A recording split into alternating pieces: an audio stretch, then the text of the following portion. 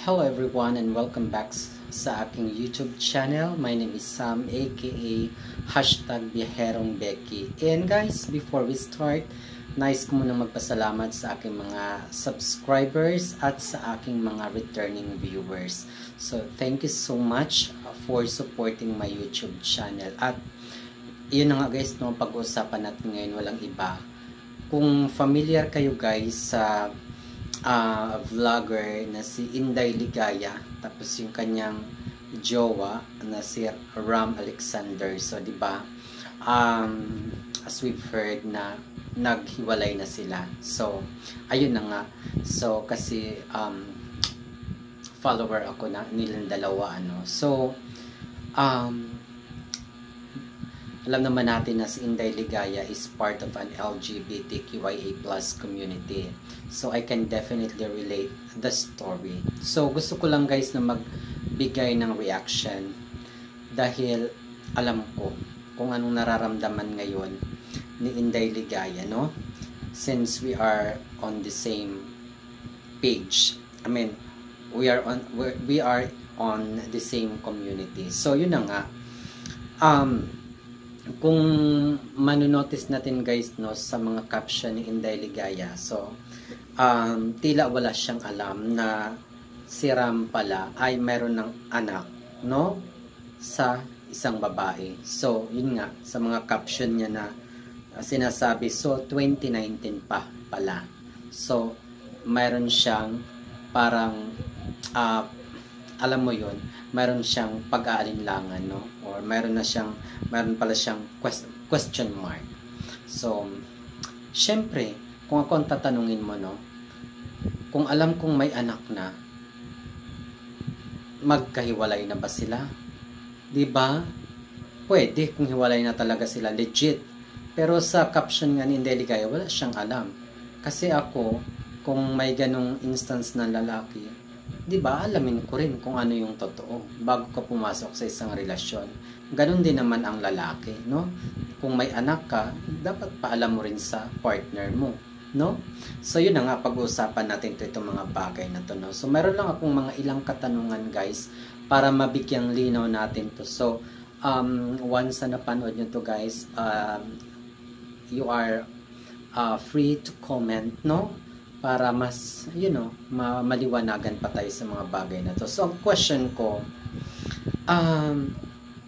para kay Ram, no?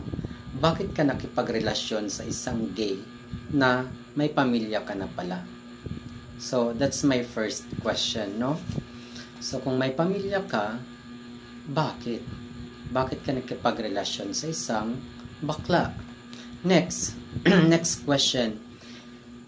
Imposible kaya na wala kayong usapan ng girl about sa inyo ni Ligaya or ni Inday Ligaya just for the sake of money?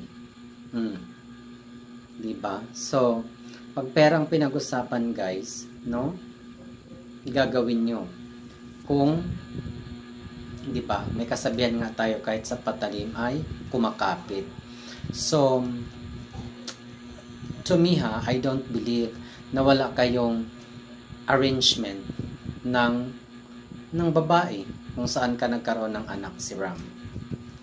And then number 3, eto nakakabwisit, no, kasi I actually visited yung Facebook ni Ram at yun na nga, parang ginagawa pa niyang excuse or to defend himself, no, pinopost niya yung picture niya at ng kanyang anak. So para sa akin Ram, gagamitin mo pa yung anak mo para pagtakpan, no? Depensahan ng sarili mo at maging excuse yun.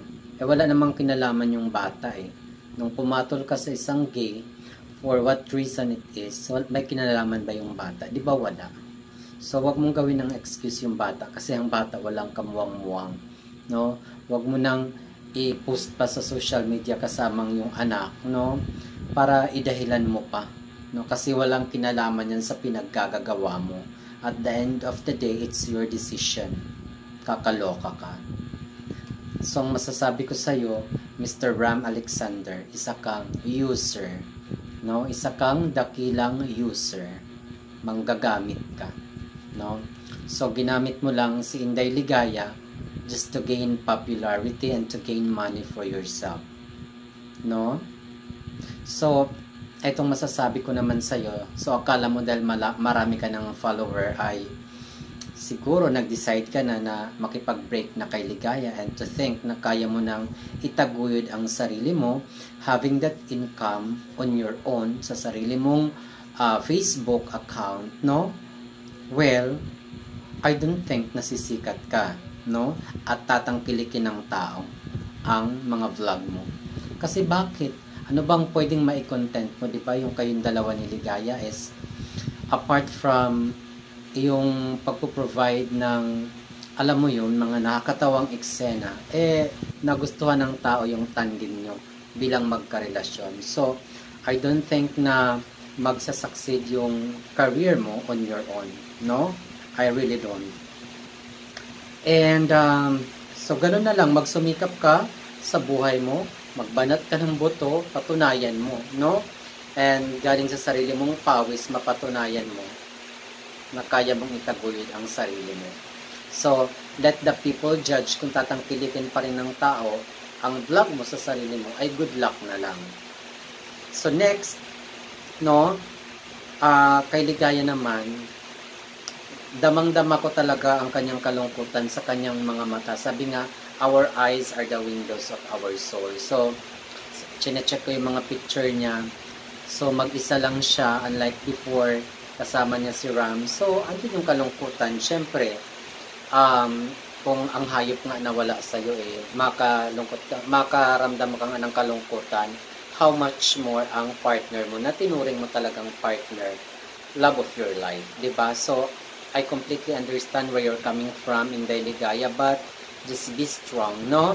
Sabi nga ni Boy Abunda, it's okay not to be okay. So, okay lang yan.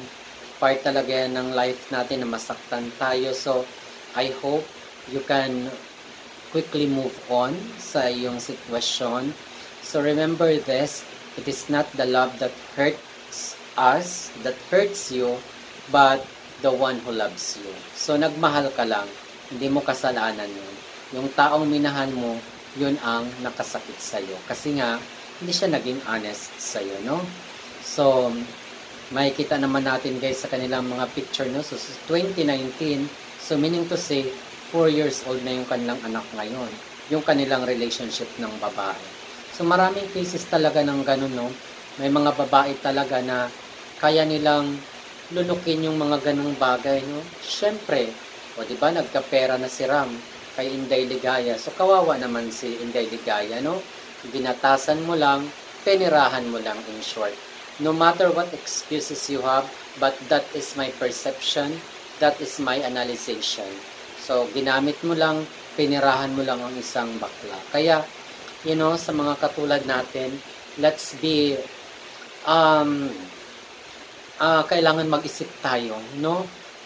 Dapat maging matalino tayo para alam mo yun, sa bagay, kahit nga yung straight na lalaki at straight na babae, nagkakalokohan pa nga, how much more tayo. So, ihanda na lang natin yung mga sarili natin. Kaya lang, story is different kasi bilang sila ay nasa social media. So, hindi magandang tingnan na ganun ang ginawa, no?